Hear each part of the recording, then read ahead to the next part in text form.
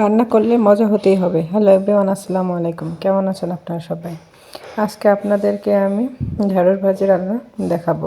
প্রথমে কড়াইতে তেল দিয়ে পরিমাণ মতো শুকনো মরিচ ভেজে লাল লাল করে ভেজে নিতে হবে। এরপরে কেটে ধুয়ে রাখা ঢেঁড়স সাথে কাঁচামরিচ এবং পেঁয়াজগুলো তেলের মধ্যে ছেড়ে দিয়ে পরিমাণ মতো লবণ দিয়ে প্রথমে নাড়াচাড়া করে নিতে হবে যাতে লবণগুলো সব জায়গায় মিশে যায়। এরপরে দেখেন আমি নেড়ে দিচ্ছি। নেড়ে দেওয়া হয়ে গেলে একটু সিদ্ধ হওয়ার জন্য আমি ঢাকনা দিয়ে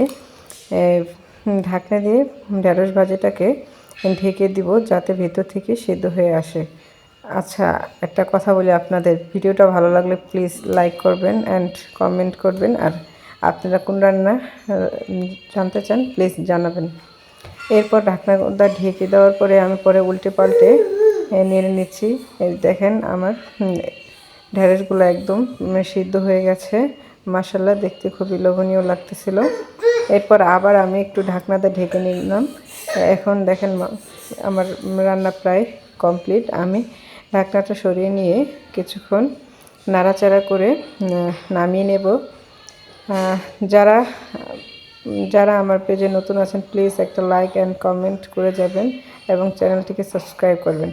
দেখেন মাশাআল্লাহ, আপনারা একবার রান্না করে দেখতে পারেন এইভাবে। আসসালামু আলাইকুম।